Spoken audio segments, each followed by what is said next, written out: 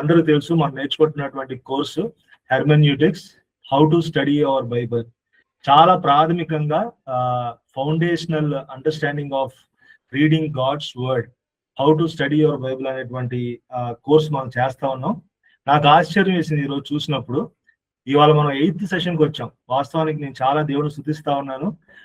మనం 8th session దాకా రావటం, ఇంత చక్కటి జర్నీ చేయటం కేవలం దేవుని యొక్క కృప, మరి మీ అందరి యొక్క ఆసక్తి, దాన్ని బట్టి నిజంగా దేవుని స్తుతిస్తా ఉన్నాను.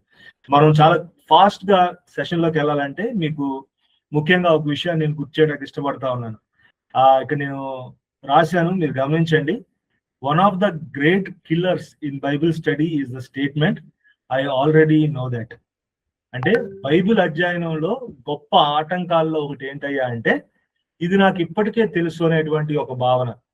అంటే మనం బైబిల్ చదువుతున్నప్పుడు కానీ, ఏదైనా ప్యాసేజ్ చూస్తున్నప్పుడు కానీ, ఎవరైనా మాట్లాడుతున్నప్పుడు కానీ, పుల్పిట్ మీద నుంచి కావచ్చు, లేదంటే ఎవరైనా బ్రదర్ మనకు చెప్తాకి ట్రై చేసినప్పుడు కూడా ఇమీడియట్ గా మనకు వచ్చేటువంటి ఒక అవగాహన ఏంటంటే, నాకు ఈ విషయం తెలుసు, నేను చిన్నప్పటి నుంచి వింటా ఉన్నాను, సండే స్కూల్ నుంచి నేను పెరిగాను కనుక దీని గురించి నేను గొప్పగా లేదంటే ఆశ్చర్యానికి గురవలసినటువంటి అవసరం లేదు అనేటువంటి ఒక భావన ఏదైతే ఉంటుందో, అది మనకి ఒక గొప్ప ఎనిమి అట. ఆ గొప్ప ఆటంకం, మనకు ఉన్నటువంటి ఒక గొప్ప శత్రువు ఎవరయ్యా అంటే, నాకున్నటువంటి ఆలోచన ఏంటంటే, ఇది నాకు ఎప్పటి నుంచో తెలుసు, ఈ పదాలు నేను ఎప్పటి నుంచో వింటున్నాను, లేదంటే ఈ స్టోరీ నేను ఎప్పటి నుంచో వింటున్నాను, ఈ థీమ్ నాకు ఎప్పటి నుంచో తెలుసు అనేటువంటి విషయం. కనుక ఐ ఆల్రెడీ నో దాట్ అనేటువంటి ఆ యొక్క ఆటంకం నుంచి మనం దూరం అవ్వాలి, దాని నుంచి దాటుకొని వచ్చి ఎప్పటికీ ఒక విద్యార్థిలాగా మనం ఉండాలి అనేటువంటి విషయాలు మనం నేర్చుకుంటా ఉన్నాం. దాన్ని గుర్తు చేయడానికి ఇష్టపడతా ఉన్నాను. చాలా క్విక్ గా నేను మీకు ఒక ఫోటో చూపిస్తా ఉన్నాను. కరెక్ట్ గా 20 సెకండ్స్ నేను టైం ఇస్తాను. ఈ 20 సెకండ్స్ లో మీరు ఏమేమి గమనిస్తారో చూద్దాం. So time starts now.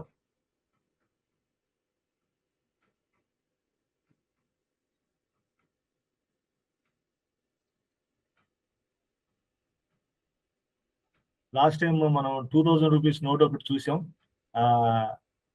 చాలా బేసిక్ గా మనం చెప్పాం.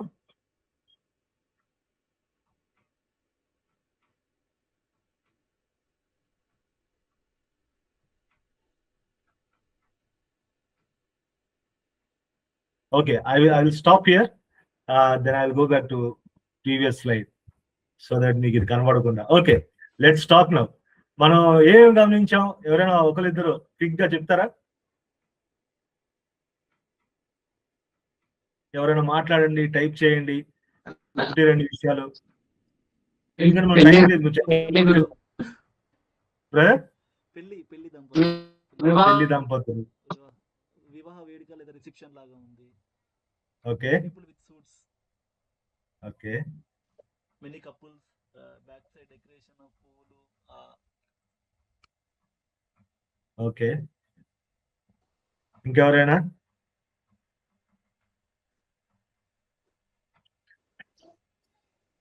Right, I will not take much time. నేను మీకు చూపిస్తాను. దీంట్లో బ్రదర్ చెప్పినట్టుగానే మీరు కూడా కొన్ని విషయాలు గమనించుంటారు. కానీ మనం జస్ట్ అట్లా 20 సెకండ్స్ చూసి మనం ముందుకెళ్ళిపోయినప్పుడు మనం చాలా కొంతవరకే అబ్జర్వ్ చేయగలం ఏదైనా కూడా. అయితే దీంట్లో మనం చూస్తే, మనం బ్రదర్ చెప్పినట్టుగా బ్రైడ్ ఉన్నారు, గ్రూమ్ ఉన్నారు, కొన్ని ఫ్యామిలీస్ ఉన్నాయని చెప్పారు. కానీ దీన్ని కొంచెం డీపర్ అబ్జర్వేషన్ మనం చేయగలిగితే, అట్లీస్ట్ ఒక 1 minute 2 minutes మనం చూడగలిగితే, లోతైనటువంటి అబ్జర్వేషన్ లోకి మనం వెళ్తాం. ఏం చూస్తాం? వాళ్ళ ఫేషియల్ ఎక్స్ప్రెషన్స్ మనం గమనించవచ్చు.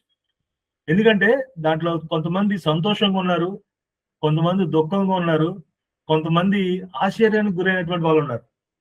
ఇంకొన్ని రిలేషన్స్ మనం చూడొచ్చు అక్కడ. కేవలం బ్రైడ్ గ్రూమ్ మాత్రమే కాకుండా చాలా మంది రిలేషన్స్ ఉన్నాయి, వాటిని కూడా మనం అబ్జర్వ్ చేయవచ్చు. రకరకాల కలర్ డ్రెస్సెస్ ఉన్నాయి, డెకరేషన్స్ ఉన్నాయి. అంత మాత్రమే కాకుండా ఈ గ్రూప్ లో కొంతమంది చిల్డ్రన్ ఉన్నారు, డిఫరెంట్ ఏజ్ గ్రూప్ చిల్డ్రన్ ఉన్నారు. బ్యాక్గ్రౌండ్ లో డిఫరెంట్ కలర్ లో మనకి డెకరేషన్ ఉంది. అండ్ కొంతమంది బాడీ లాంగ్వేజ్ కూడా డిఫరెంట్ గా ఉంది. అంటే కొంతమంది ఏమో బ్రైడ్ ని గ్రూమ్ నుంచి వస్తున్నారు, ఇంకొంతమంది ఏమో వాళ్ళు చూసుకుంటున్నారు. ఇట్లా రకరకాల అబ్జర్వేషన్స్. దీంట్లో కూడా సుమారు ఒక 50 అబ్జర్వేషన్స్ మనం తీయొచ్చట. ఆ విషయాన్ని మీరు గమనించండి. ఏంటంటే నేను ఇంతకు ముందు కూడా మీకు చెప్పాను, the difference between an average Bible reader and a skilled Bible student is often not intelligent but observation అనే పదం నేను వాడాను. ఏంటంటే నాకన్నా బాగా ఎవరైనా వాక్యం యొక్క అవగాహన ఉందంటే నాకంటే గొప్ప జ్ఞాని అని అనుకొని మనం ఆగిపోతే తప్పట. ఆయన ఏం చేస్తున్నాడంటే నాకన్నా బెటర్ గా అబ్జర్వ్ చేస్తున్నాడు అన్న విషయాన్ని మనం గమనించాలి. ఇప్పుడు మనం ఇదే పిక్చర్ ని ఇంకొక 15 నిమిషాలు పెట్టుకుంటే we can find out so many observations. Last time మనం 2000 రూపీస్ నోట్ చూసినప్పుడు కూడా చాలా చాలా అబ్జర్వేషన్స్ మనం చేయగలిగాం. ఇంకా చాలా ఉన్నాయి అలాంటి చేయాలంటే. ఇది మళ్ళీ మీకు ట్రిగర్ చేయాలని, అటువంటి ఒక ఆలోచన మీ ముందు తీసుకురావాలని నేను ఈ యొక్క పాయింట్ మీ దగ్గర తీసుకొస్తా ఉన్నాను. లాస్ట్ టైం చాలా చక్కగా మనం బైబిల్ని లోతుగా చదవడానికి ఉన్నటువంటి 25 థింగ్స్ మనం మాట్లాడాం. ఈరోజు మనం నేర్చుకున్నటువంటి పాఠం ఏంటంటే 10 strategies of first rate reading. అంటే బైబిల్ని లోతుగా చదవటానికి 10 కీలక సూత్రాలు. కేవలం 10 అంటే మనం గుర్తుపెట్టుకోవడానికి ఒక 10 కీలకమైనటువంటి సూత్రాలు. సో ఈ రోజు నా most of my talk living by the book అనేటువంటి పుస్తకంలో నుంచి నేను తీస్తా ఉన్నాను. Howard and William Hendricks author. చాలా బ్యూటిఫుల్ బుక్. నేను అందరినీ ఎంకరేజ్ చేస్తాను ఆ పుస్తకం చదువుకోవడం చాలా చాలా ఇంపార్టెంట్. ఇంతకు ముందు సెషన్స్ లో మనం మాట్లాడాం కాన్సిక్వెన్సెస్ ఆఫ్ రాంగ్ ఇంటర్ప్రిటేషన్, లేదంటే బైబిల్ ని మనం బాధ్యతగా చదవకపోవటం వలన వచ్చేటువంటి అనేకమైనటువంటి సమస్యల గురించి మనం మాట్లాడాం. దాంట్లో ప్రాముఖ్యంగా బయట మనం చూసినటువంటి దుర్బోధలు, మనమే దుర్బోధలు రావడానికి అనుమతిస్తా ఉన్నాం, మనమే ప్రోత్సహిస్తా ఉన్నాం. కారణం ఏంటంటే మనం ప్రాపర్ గా చదవకపోవటం వల్ల వచ్చేటువంటి ప్రమాదాలు. అదేవిధంగా దేవుని చిత్తాన్ని అర్థం చేసుకోలేకపోవటం, దేవుని నామము అవమానపరచబడటం, సత్యం సరిగ్గా లేదంటే ఇవాంజలిజం సరిగ్గా చేయలేకపోవటం, ఇలా అనేకమైనటువంటి బోధలు సంఘంలోకి రావడానికి గల కారణం ఏంటంటే నువ్వు నేను బాధ్యతగా వాక్యం చదవకపోవటమే అనే విషయాన్ని మనం నేర్చుకున్నాం. దాంట్లో భాగంగానే మనం అనేకమైన విషయాలు మనం మాట్లాడుకుంటా మనం ఎక్కడ దాకా వచ్చామయ్యా అంటే 3 క్లాసిక్ ప్రిన్సిపల్స్ బైబిల్ చదవడానికి ఉన్నాయి: observation, interpretation and application. So దాంట్లో మనం ఫస్ట్ పాయింట్ లో మనం ఉన్నాం, అబ్జర్వేషన్ అనేటువంటి పాయింట్ లో. అంటే అబ్జర్వేషన్ అన్నప్పుడు ఏంటంటే జాగ్రత్తగా పరిశీలించటం అనేటువంటి మన మాటలు మనం మాట్లాడాం. ఇంతకుముందు మనం చూసాం కదా, కేవలం 20 సెకండ్స్ మాత్రమే మనం ఆ పిక్చర్ చూసినప్పుడు మనం కొన్ని మాత్రం అబ్జర్వ్ చేయగలిగాం. కానీ అదే పిక్చర్ ని మీకు ఒక 10 మినిట్స్ 20 మినిట్స్ మీకు ఒక అవకాశం ఇవ్వగలిగితే, అదే పనికి మీరు దాన్ని చూడగలిగితే చాలా విషయాలను మీరు దాంట్లో కనుగొనగలరు అన్న సత్యాన్ని చెప్పడానికి నేను చేస్తున్నటువంటి ప్రయత్నం ఈ పాటికి మీ అందరికి అర్థమైపోయి ఉండొచ్చు ఆ విషయం, అవునా కాదు? కనుక దాంట్లో నుంచి కొంచెం మనం అడుగులు ముందుకు వేస్తా మనం కొన్ని విషయాలు నేర్చుకుందాం. అయితే ఈ రోజు నేను మాట్లాడే క్లాస్ లో కావచ్చు, ఇంతకు ముందు మాట్లాడిన క్లాస్ లో కావచ్చు, అన్నీ నేను పాటిస్తున్నటువంటి కాదు. నేను కూడా స్ట్రగుల్ అవుతా ఉన్నాను, చాలా విషయాలు నేర్చుకుంటా ఉన్నాను. కొన్నిసార్లు నేను ప్రిపేర్ అవుతా ఉంటే నా బైబిల్ స్టడీ చాలా ఇన్ఎఫెక్టివ్ గా చాలా షాలాగా ఉందేమో అనిపిస్తా ఉంది. సో నేను కూడా మీతో పాటు కలిసి రివైజ్ చేసుకుంటా నన్ను నేను ప్రోత్సహించుకుంటా ఉన్నాను. సో నేను మాట్లాడుతున్నాను అంటే ఖచ్చితంగా అవన్నీ నేను చేస్తున్నానని కాదు, నేను కూడా దాన్ని నేర్చుకుంటూ ప్రాక్టీస్ లో పెడతా ఉన్నాను. Yes, there are few points that I'm learning and I been practising from quite some time. So కొన్ని విషయాలు మనం మాట్లాడదాం. అయితే నేను గతంలో మాట్లాడిన విషయాలే ఒకసారి మీకు గుర్తు చేయడానికి ప్రయత్నం చేస్తాను. అంటే ఏదైనా ఒక ఇన్సిడెంట్ జరిగినప్పుడు, అంటే ఒక మర్డర్ సీన్ జరిగినప్పుడు, లేదంటే ఏదైనా దొంగతనం జరిగినప్పుడు ఆ కేసుని ఛేదించాలంటే, లేదంటే ఆ కేసుని దాన్ని బ్రేక్ ఈవెన్ చేయాలి, లేదంటే దాన్ని సాల్వ్ చేయాలంటే ఒకే ఒక ఆధారం సరిపోదట. ఒకే ఒక ఆధారం పట్టుకొని దాన్ని కేసుని సాల్వ్ చేయాలంటే ఇట్స్ క్వైట్ ఇంపాసిబుల్. అందుకోసమే పోలీసు వాళ్ళు ఏం చేస్తారు, డిటెక్టివ్స్ ఏం చేస్తారంటే మల్టిపుల్ ఆప్షన్స్ సెర్చ్ చేసుకుంటా ఉంటారు. ఫింగర్ ప్రింట్స్ చూస్తారు, సీసీ కెమెరాలు చూస్తారు, అక్కడ బ్లడ్ మార్క్స్ ఏమైనా ఉన్నాయో చూస్తారు, యాక్సిడెంట్ ఎలా అయిందో చూస్తారు, ఫోన్ ఉన్న హిస్టరీ చూస్తారు. ఇలా అనేకమైనటువంటి రిసోర్సెస్ లేదంటే ఆపర్చునిటీస్ ని క్రియేట్ చేసుకొని వాళ్ళు ఎలాగైనా కూడా ఆ కేసుని సాల్వ్ చేయడానికి ప్రయత్నం చేస్తూ ఉంటారు. అది ఎంత కష్టమైనా కూడా దాన్ని అడుగులు ముందుకు వేసుకుంటూ వెళ్తా ఉంటారు. లైక్ వైజ్ బైబిల్ చదువుతున్న మనం కూడా రకరకాలటువంటి సూత్రాలను మనం వాడాల్సినటువంటి అవసరం ఉంది. ఎందుకంటే మనం నేర్చుకున్నాం ఒక పరిశోధకుల్లాగా, ఒక డిటెక్టివ్ లాగా, ఒక విద్యార్థి లాగా వివిధ కోణాల్లో మనం వాక్యాన్ని పరిశీలించినప్పుడే నిజమైన సత్యం దగ్గరికి మనం చేరుకోగలం, లేదంటే అరైవ్ అవ్వగలం అన్న విషయాన్ని మనం నేర్చుకున్నాం. సో దాంట్లో భాగంగానే ఈరోజు బైబిల్ని లోతుగా చదవడానికి 10 కీలకమైనటువంటి సూత్రాలు మీ ముందుకు తీసుకొస్తాను. సో మీకు ఇది తెలుసా తెలియదా అన్నది నా సమస్య కాదు. చాలా మటుకి మనం ఇవి అప్లై చేస్తూనే ఉండొచ్చు, కానీ ఈరోజు కొంచెం సిస్టమేటిక్ గా మనం నేర్చుకుంటాం. ఇంకొన్ని విషయాలు దేవుని చిత్తం అయితే మనం కొంత ఎక్స్పోజర్ లోకి రావడానికి అవకాశం. సో నేను I will just take this forward. మొట్టమొదటిది ఈరోజు మనం చూసేటువంటి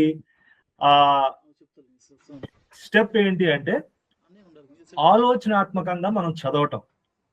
దీని ఇంగ్లీష్ లో ఏమన్నారంటే రీడ్ థాట్ఫుల్లీ, లేదంటే థింక్ డీప్లీ. ఇంతకుముందు మనం చూసాం, మనకు ఉన్నటువంటి ఒక సమస్య ఏంటంటే మనం చాలా క్విక్ గా చదువుతాం బైబిల్, మనం ఫాస్ట్ గా చదువుకుంటూ వెళ్ళిపోతాం. ఇంతకుముందు మనం పిక్చర్ చూసాం కదా, 2000 రూపీస్ నోట్ కానీ లేదంటే ఆ ఫ్యామిలీ ఫోటో కానీ, మనం టక్మని చూసి మనం మిస్ అయిపోయాం అనుకోండి, ఆ పిక్చర్ అంతా మనకు తెలుసు అనుకుంటాం, కానీ మనకి ఏం తెలియదు వాస్తవానికి. లైక్ వైజ్ ఇక్కడ మనం ఫస్ట్ స్టెప్ ఏంటయ్యా అంటే ఆలోచనాత్మకంగా లేదంటే లోతుగా చదవటం అనేది చాలా చాలా ఇంపార్టెంట్. దీంట్లో నేను కొన్ని విషయాలు మాట్లాడతాను, కొన్ని మీకు చెప్తాను, కొన్ని 1-2 విషయాలు మీకు విజువల్ గా బాగుంటుందని చెప్పి ఆ పాయింట్స్ మీకు పెట్టాను. సో లోతుగా ఆలోచిస్తూ చదవండి అన్నటువంటి విషయంలో మనం గమనించాల్సింది ఏంటంటే థాట్ఫుల్ రీడింగ్ ఇన్వాల్వ్ స్టడీ. అంటే ఏంటంటే ఆలోచనతో చదవటం అంటే అధ్యయనం చేయాలి. అంటే చదువుకుంటా ఒక పుస్తకం చదువుకున్నట్టు చదువుకుంటూ వెళ్ళిపోయావు అనుకో, నువ్వు ఏం ఆలోచన చేయలేవు. ఆలోచనతో నువ్వు చదవాలి అంటే నువ్వు దాన్ని మెడిటేట్ చేయాలి, లేదంటే నువ్వు దాన్ని స్టడీ చేయాలి. ఇంతకుముందు కూడా మనం చూస్తాం, స్టడీ చేయటం అంటే ఎలా జరుగుతుంది అయ్యా అంటే నిదానంగా చదివినప్పుడు మాత్రమే జరుగుతుంది. సో మనం బైబిల్ చదివేటప్పుడు ఇలాంటి ఒక వైఖరి కలిగి ఉన్నామా లేదా అన్నది మనం గమనించాలి. రెండోది ఏంటంటే బైబిల్ చదువుతాకు వచ్చినప్పుడు విసుగుతో రాకూడదట, ఇబ్బందిగా రాకూడదట. సంతోషంగా, ఆసక్తితో, మనస్ఫూర్తిగా, ఇష్టంతో మనం వాక్యం దగ్గరికి రావాలి. అప్పుడు మాత్రమే మనం ఆలోచనాత్మకంగా మనం చదవగలం. అండ్ ఆలోచనాత్మకంగా చదవటం అనేది చాలా చాలా బేసిక్ రిక్వైర్మెంట్. ఆ విషయాన్ని మీరు గమనించండి. అన్నా నేను చాలా సంవత్సరాల నుంచి చదువుతున్నాను, నేను మరి నాకు ఎప్పుడు అలాంటి ఇబ్బంది కలగలేదు కదా అంటే, ఈరోజు మనం గుర్తు చేసుకోవాల్సింది ఏంటంటే బైబిల్ రీడింగ్ లేదంటే బైబిల్ని మెడిటేట్ చేయడంలో ఉన్నటువంటి ఒక విధానం ఏంటంటే థాట్ఫుల్ రీడింగ్, లోతుగా మనం అధ్యయనం చేస్తా చదవటం. ఇంకోటి ఏంటంటే when you come to read Bible, మనం బైబిల్ చదవటానికి వచ్చినప్పుడు మనం థింకింగ్ క్యాప్ అనే ఒక పదం వాడాం. థింకింగ్ క్యాప్, ఇంతకుముందు మనం లెన్స్ చూసాం కదా, అలా కొన్ని క్యాప్స్ ఉన్నాయి.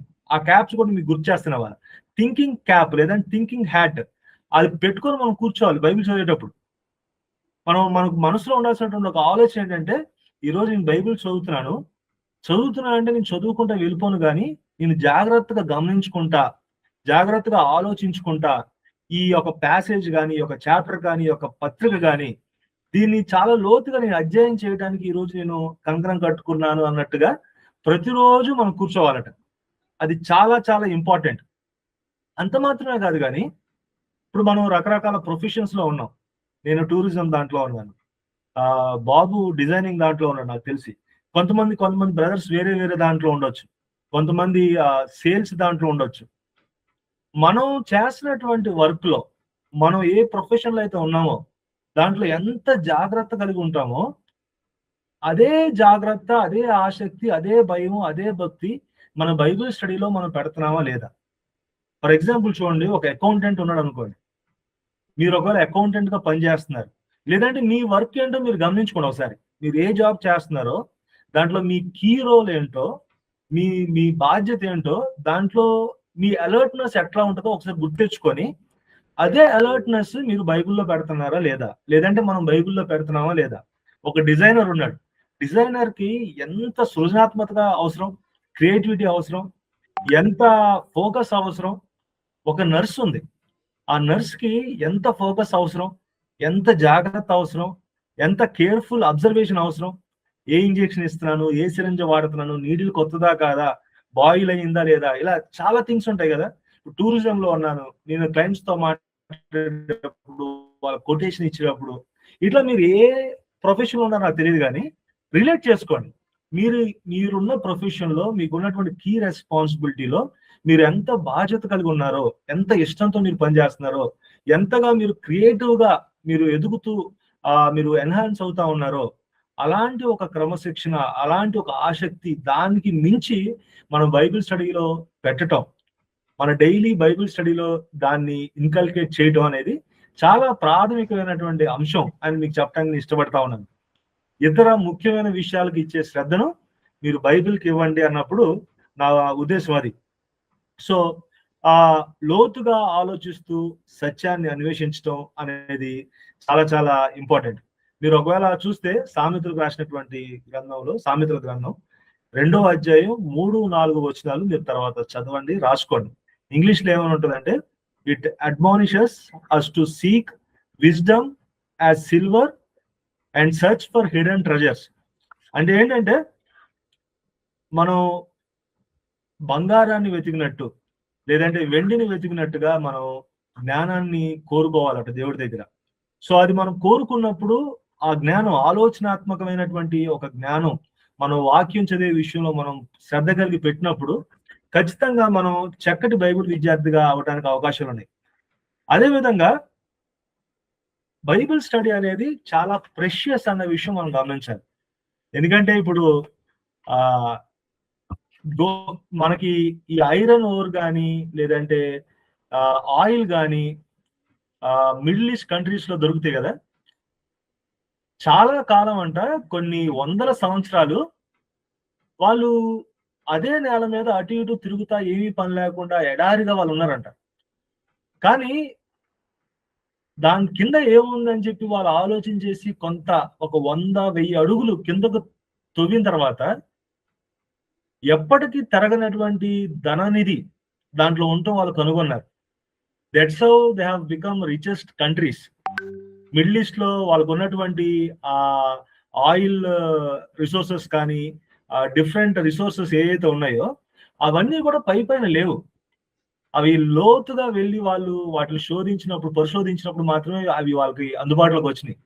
లైక్ వైజ్ బైబిల్ చదివేటప్పుడు మనం ఆలోచనాత్మకంగా లోతుగా వెళ్ళి మనం ఒకవేళ చదవలేకపోతే, దాన్ని మనం ఒకవేళ గమనించలేకపోతే ఖచ్చితంగా ఆ దేవుని యొక్క ఉద్దేశాన్ని మనం గమనించలేం. మరొకటి ఏంటంటే, ఆ విలువైనవన్నీ కూడా లోతైనటువంటి అధ్యయనంలోనే దొరుకుతాయి అనే విషయం కూడా మనం గమనించుకోవాలి. పైన చదివినప్పుడు మనకి ఎటువంటి విలువైనటువంటి మనకు దొరకవు. రెండోది ఏంటంటే, ఆలోచనాత్మకంగా చదవటం అంటే ఏంటంటే, this is not for lazy people అంట. లేజీగా ఎటువంటి ఎఫర్ట్ పెట్టకుండా, ఎటువంటి ఆసక్తి లేకుండా, ఎటువంటి కోరిక లేకుండా వచ్చేటువంటి వారి కోసం బైబిల్ అధ్యయనం సరిపోదు. ఎందుకంటే నీకు బంగారం వెండి దొరకాలంటే నువ్వు ఎంత ఎఫర్ట్ పెడితే దొరుకుతాయి. లైక్ వైజ్ బైబిల్లో ఉన్నటువంటి సత్యాలు నువ్వు కనుగొనాలంటే ఒక న్యూస్ పేపర్ చదివినట్టుగా నువ్వు నేను చదివితే రాదట. దానికోసం ఒక ఎఫర్ట్ పెట్టాలన్న విషయాన్ని మనం గమనించుకుంటా ఉన్నాం. సో మనం వాక్యాన్ని ప్రశ్నించాలి, వాక్యం లోతుల్లోకి వెళ్ళి మనం త్రవ్వగలగాలి, దాంట్లోకి వెళ్ళి మనం పరిశోధించగలగాలి.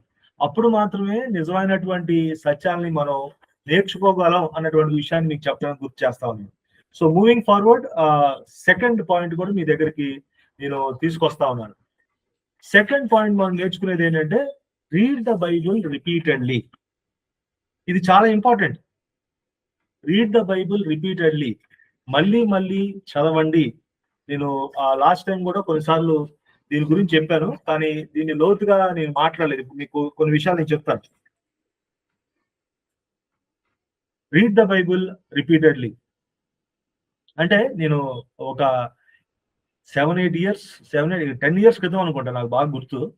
నేను ఒకసారి ఇట్లానే యూట్యూబ్ లో మెసేజ్ వింటా ఉన్నాను. ఒక పాస్టర్ గారు, వెల్ నోన్ పాస్టర్ గారు, ఆయన మెసేజ్ చెప్తా మధ్యలో ఏమన్నారంటే, ఈరోజు నేను యాకోబు పత్రిక మీద మీకు కామెంటరీ లేదంటే దాని నేపథ్యాన్ని చెప్తా, బ్యాక్గ్రౌండ్ చెప్పడానికి నేను ఇష్టపడతా ఉన్నాను.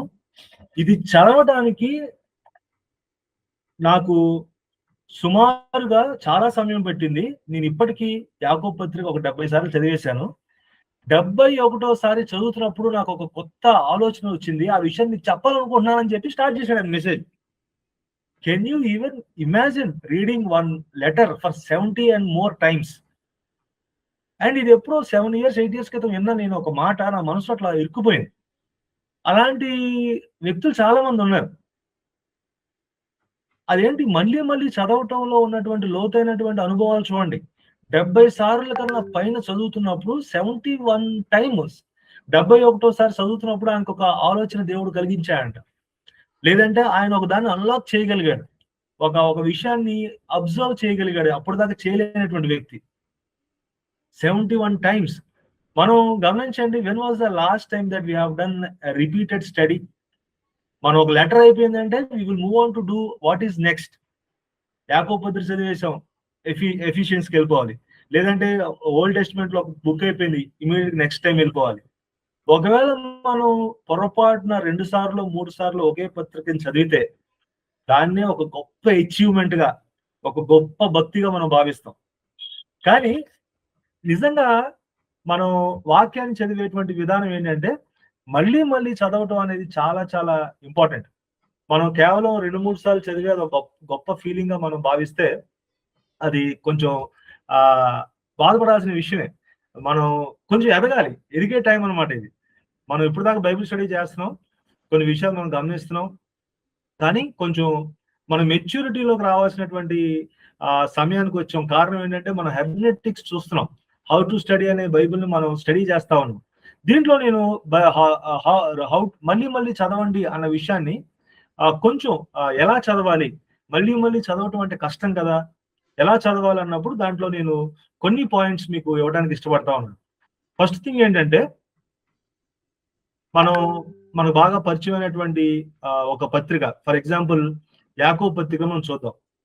యాకోబు పత్రికనే మళ్ళీ మళ్ళీ చదవాలంటే ఏం చేయాలంటే మొట్టమొదటిగా పత్రిక మొత్తం ఒకటే సిట్టింగ్ లో చదవండి. కేవలం 5 అధ్యాయాలు ఉంటాయి. మనం మోడరేట్ స్పీడ్ లో మనం చదివినా కూడా ఒక 35-40 minutes లో మనం చదివేస్తాం పత్రిక. సో మనం మొట్టమొదటిగా చేయాల్సింది ఏంటంటే ఆ కంప్లీట్ ఎంటైర్ పిక్చర్ మనకు అర్థం అవడానికి ఒకటే సిట్టింగ్ లో దాన్ని చదవడానికి ప్రయత్నం చేయండి. చదివి ఇమీడియట్ గా వేరే వాటికి వెళ్ళిపోకుండా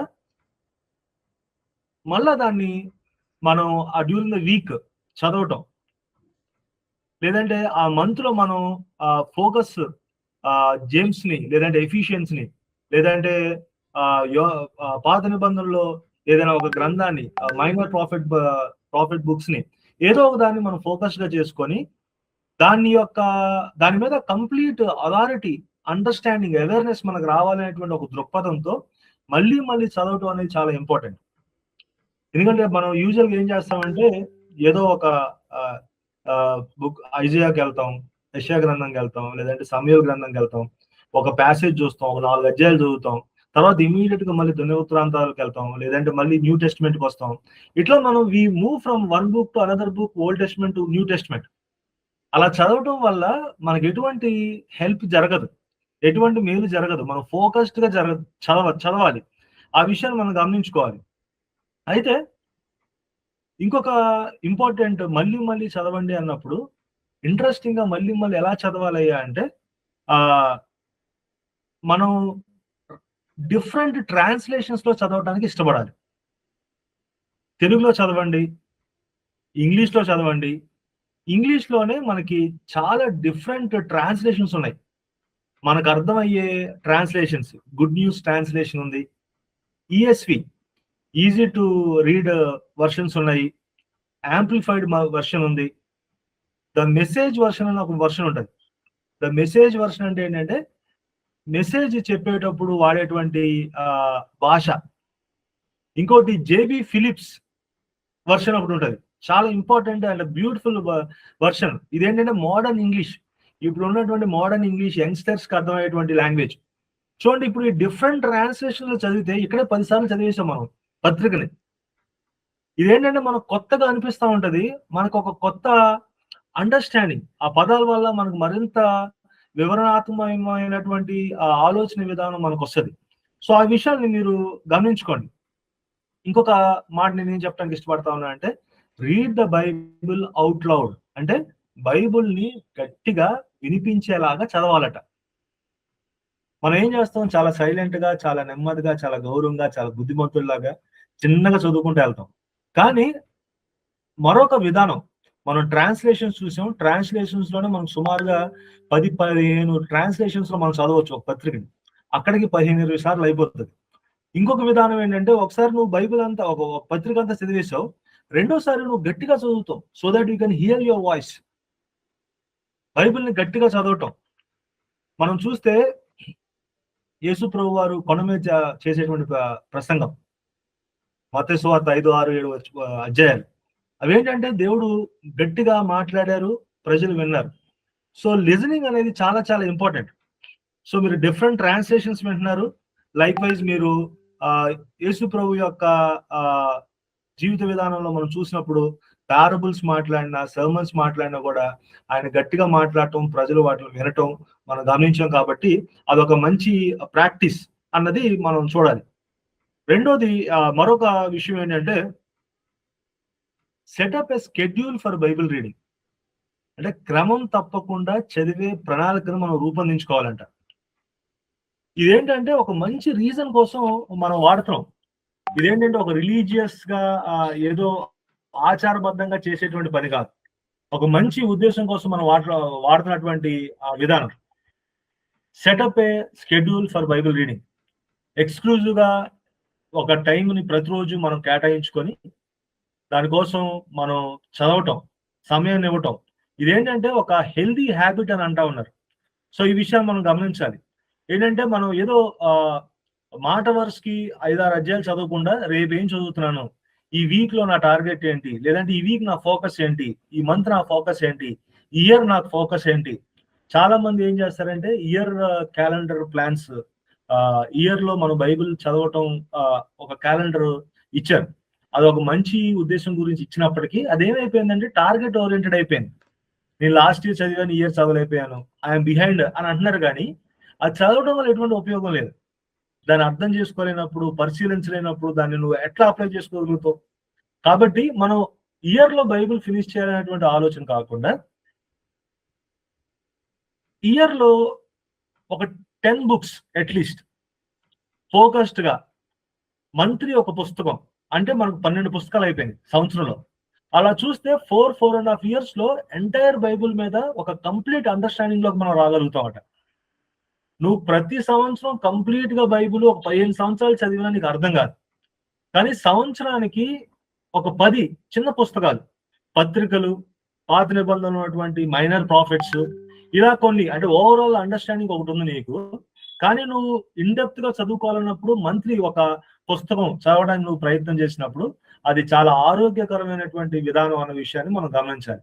సో ఈ విషయాన్ని మనం గమనించాలి. ఓకే, అయితే మళ్ళీ మళ్ళీ చదవండి అన్నప్పుడు కొంతమంది పాత నానుడు ఒకటి ఉంది. ఏంటంటే పరిగెడతా పాలు తాగటం కంటే నుంచొని నీళ్లు తాగటం మంచిది. ఈ విషయం మనకు అందరికి తెలుసు. ఎందుకు పరిగెడతా పాలు తాగటం కంటే నుంచొని నీళ్లు తాగటం మంచిది? ఎందుకు? నువ్వు పరిగెడతా పాలు తాగుతావు, కానీ అంతా కింద ఒలిగిపోతుంది. ఎండ్ ఆఫ్ ద డే నీకు బలమేమి రాదు. నువ్వు నుంచొని నిదానంగా వాటర్ తాగితే నీ దాహం తీరుతుంది, నీకు బలం వస్తుంది, ఏం చేయాలో నువ్వు ఆలోచించగలుగుతావు. సో నువ్వు ఎంత క్వాంటిటీ ఆఫ్ బైబిల్ చదివేసావు అన్నది ఇంపార్టెంట్ కాదు. నిదానంగా కూర్చొని ఎంతవరకు నువ్వు నేర్చుకోగలిగావు అన్నది యథార్థమైనటువంటి విధానం.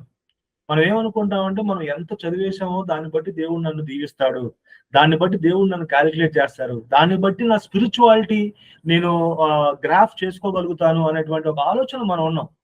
కానీ దేవుడు అటువంటి వాడు కాదు కదా. దేవుడు ఏమంటున్నాడు, అరే బాబు, నేను పై రూపాన్ని చూసేటువంటి వాడిని కాదు, నీ యొక్క అంతరంగాన్ని చూసేటువంటి వాడిని. సో నేను పర్సనల్ గా ఎంత డెడికేషన్ తోటి, లేదంటే ఎంత ఆసక్తి తోటి, ఎంత యథార్థంగా, ఎంత హానెస్ట్ గా బైబిల్ స్టడీ చేయడానికి ప్రయత్నం చేస్తామో దాన్ని బట్టి దేవుడు సంతోషిస్తాడు. కొన్నిసార్లు ఏమనిపిస్తుంది అంటే, ఒక అధ్యాయం చదవడానికే 2-3 days పడుతుంది. ఎందుకంటే సెకండ్ చాప్టర్ నువ్వు వెళ్ళాలంటే కష్టం. అప్పుడేమనిపిస్తుంది అంటే, హౌ కెన్ ఐ ఫినిష్, నా లైఫ్ టైం నేను చదవటం ఫినిష్ చేయగలను అనేటువంటి ఒక భావన వస్తుంది. అందుకని మనం చూస్తున్నాం, what are the ways to study.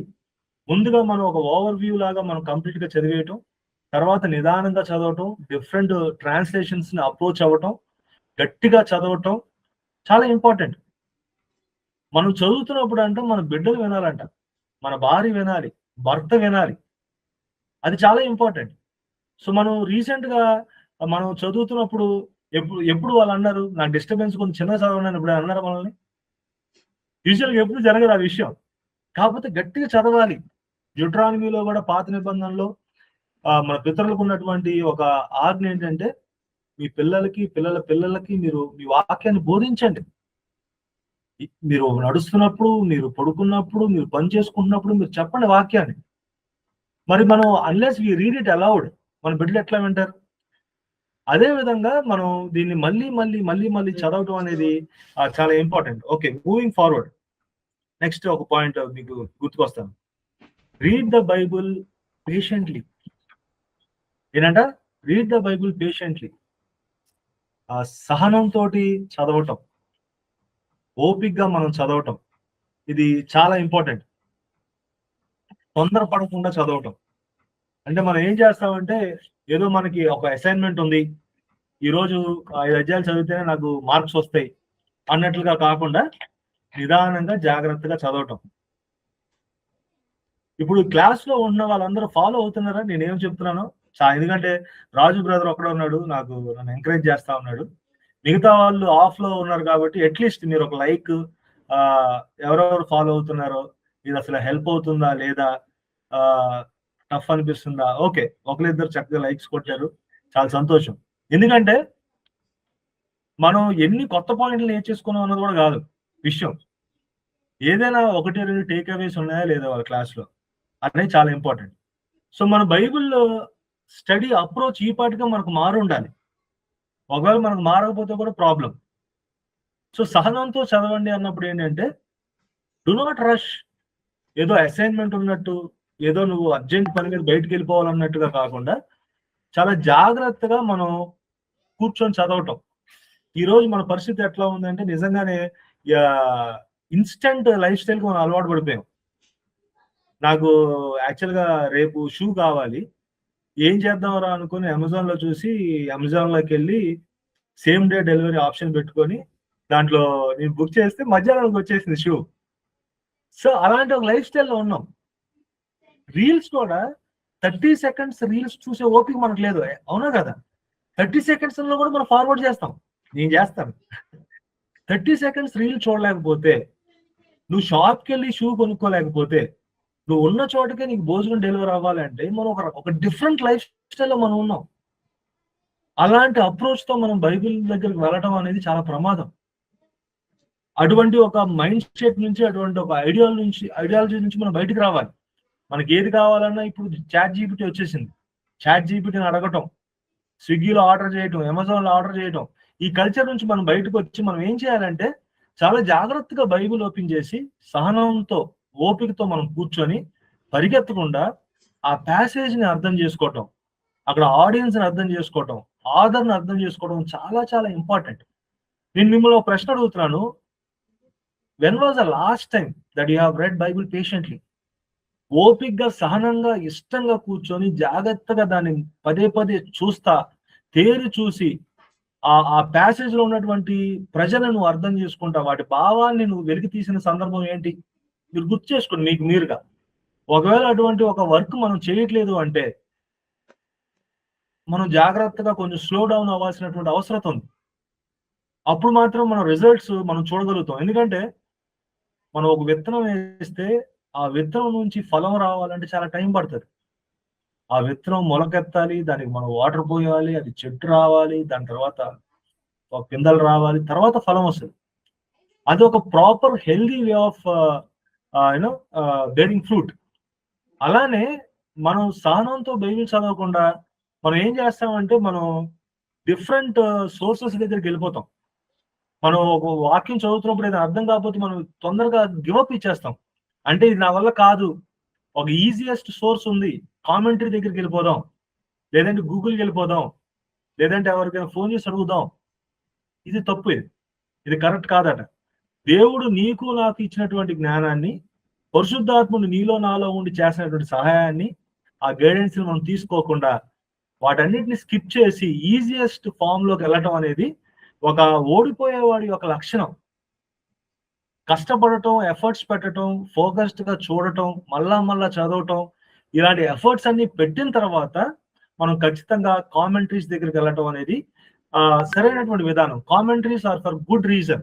కానీ ఇమీడియట్ గా నీకు అది ఒక ఫాస్ట్ ఫుడ్ లాగా నువ్వు వెళ్తున్నావు అంటే నువ్వు ఎప్పటికీ ఒక చక్కటి బైబిల్ విద్యార్థివి కాలేవు అనే విషయాన్ని మనం గమనించుకోవాలి. మనం దేవుడు ఇచ్చేటువంటి ఫలాన్ని మనం ఎప్పటికీ పొందుకోలేం. సో సహనంతో చదవటం అనేది చాలా చాలా important. So moving forward another 15 minutes I believe.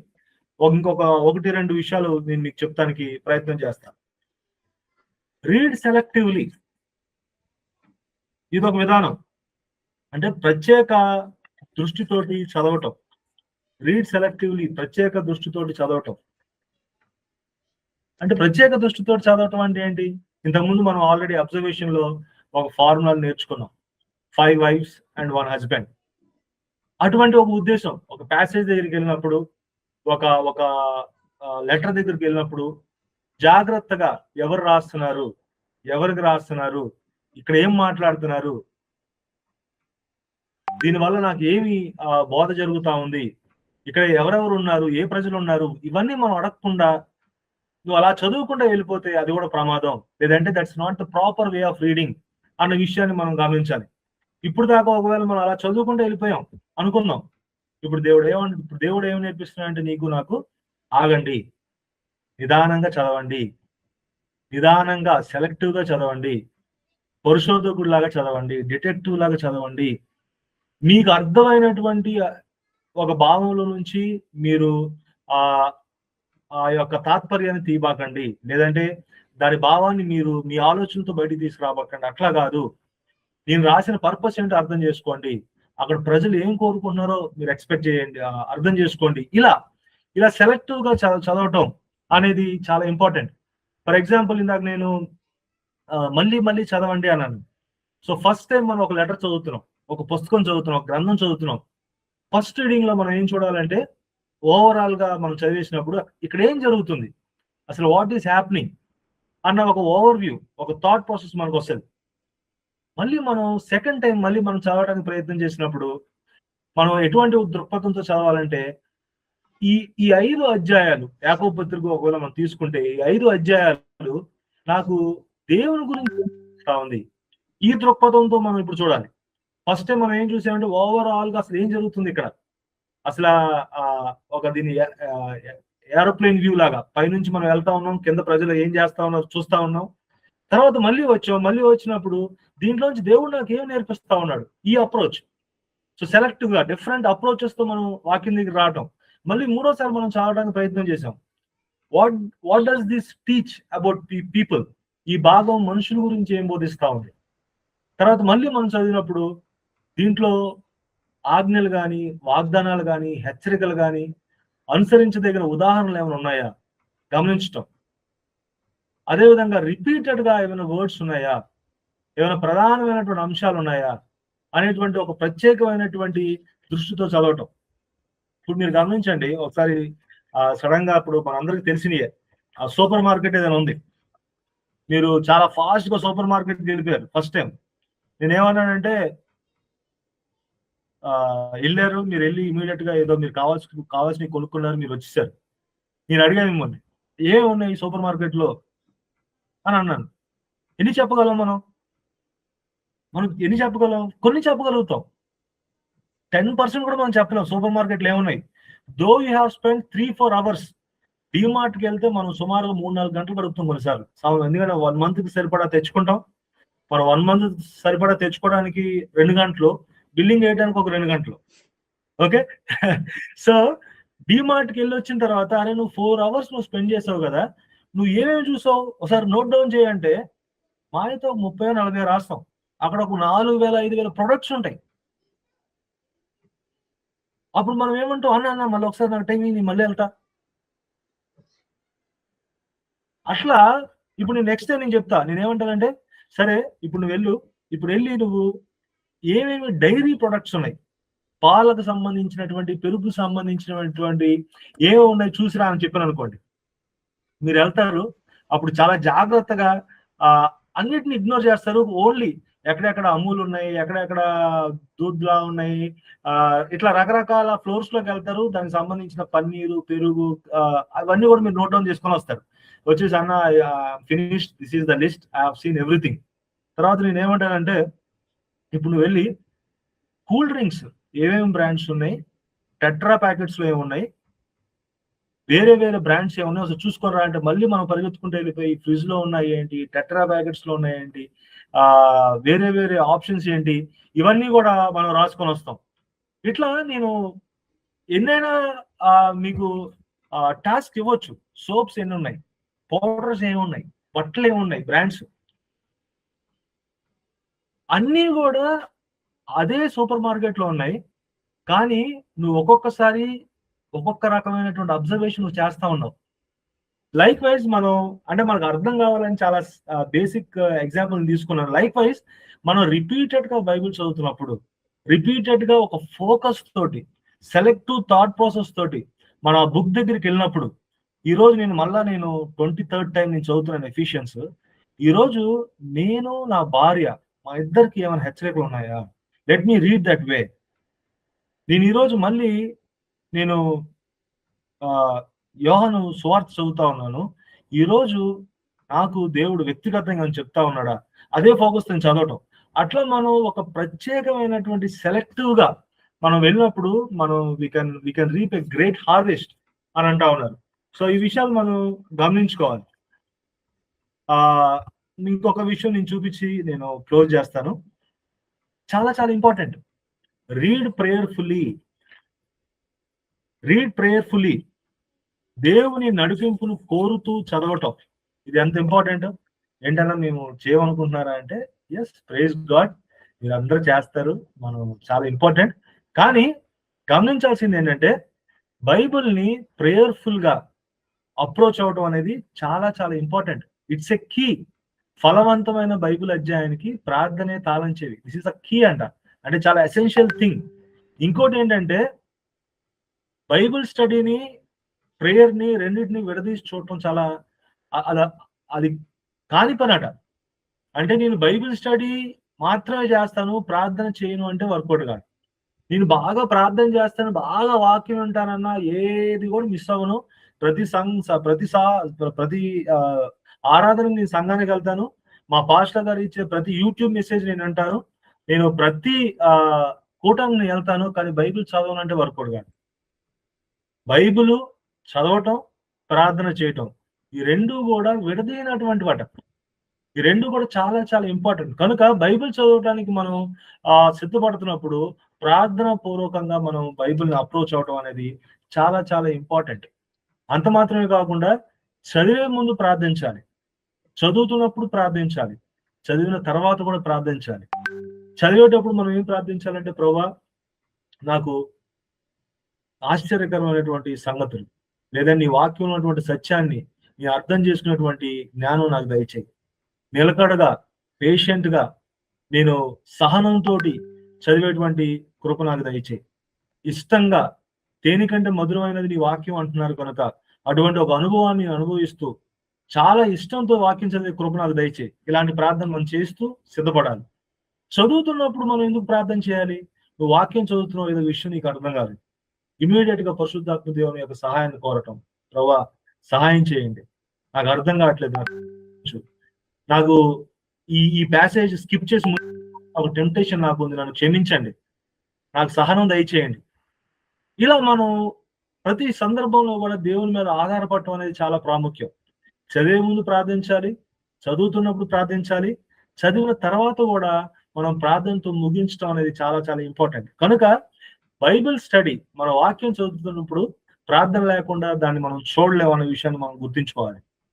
ఇంకొకటి, అవగాహన మరియు సత్యాన్ని వెల్లడించమని దేవుని అడగటం. ఇంతకుముందు నేను చెప్పిన విషయం. అర్థం కాకపోతే దేవుని నడిపింపు కోసం ప్రార్థించటం, ఇవి చాలా చాలా ప్రాముఖ్యం. ఇవి లేకుండా మనం ముందుకు వెళ్ళలేం. అయితే ప్రార్థన విషయంలో ఒక 2 విషయాలు నేను చెప్పి నేను ముగించేస్తున్నాను. Left out with another 5 minutes. So ప్రార్థనలో మనం 2 విషయాలని గమనించాలి. ఒకటి చేయకూడదు, ఒకటి చెయ్యాలి. ఒకటి అనుసరించకూడదు, ఒకటి అనుసరించవచ్చు. ఏంటంటే first thing, do not imitate other Christians. Do not imitate other Christians. ఎందుకంటే దేవుడు నీకు నాకు ఒక శైలిని ఇచ్చాడు. దేవుడు నీకు నాకు ఒక ఒక ఒక యునిక్నెస్ దేవుడు నీకు నాకు ఇచ్చాడు. కనుక మనం కొన్నిసార్లు మనం చూస్తాం, కొంతమంది బోధించే స్టైల్ కూడా వేరే వాళ్ళని బాగా విని విని విని వాళ్ళు మాట్లాడే పదాలే, వాళ్ళు మాట్లాడే స్టైలే, వాళ్ళ బాడీ లాంగ్వేజ్, వాళ్ళ ఎక్స్ప్రెషన్స్ ఇస్తా ఉంటారు. స్లాంగ్ కూడా, యాక్సెంట్ కూడా అదే పదాలు అట్లా మాట్లాడతారు. అలా అలా చేయాల్సిన అవసరం లేదు. ఎందుకంటే దేవుడు నీకు ఒక యూనిక్నెస్ ని ఇచ్చాడు కదా, దేవుడు నీకు ఒక స్టైల్ ని ఇచ్చాడు కదా, దేవుడు నీకు క్రియేటివ్ గా నిన్ను తయారు చేశాడు కదా. నిన్నుగా చూడటం దేవుడు ఇష్టపడతాడు కానీ, నేను రాజులాగా చేస్తే దేవుడికి ఏం సంతోషం, రాజు నాలాగా చేస్తే ఏం సంతోషం. రాజు రాజులానే ఉండాలి, బాబు బాబులానే ఉండాలి, ప్రకాష్ ప్రకాష్ లానే ఉండాలి. నేను ఒకవేళ వెరైటీగా నేను చేస్తుంటే రాజు నాకు చెప్పాలని ఎందుకు నీ క్రియేటివిటీని పాటు చేసుకున్నావు? దేవుడు నేను యూనిక్ గా స్పెషల్ గా చేశాడు కదా, అలా చేయి కదా, అప్పుడు నువ్వు ఎఫెక్టివ్గా ఉంటావు కదా అని చెప్పాలి. మనం అలా కరెక్ట్ చేసుకోవాలి. సో దేవుని నడిపింపును కోరుతూ ప్రార్థనా పూర్వకంగా మనం చేయటం, అదే విధంగా ఆ ప్రార్థన కూడా ఎట్లా ఉండాలంటే దేవుడు నీకు ఇచ్చిన శైలిలో నువ్వు చేయటం, వేరే వాళ్ళని ఇమిటేట్ చేస్తూ చేయకుండా ఉండటం, ఇదొకటి.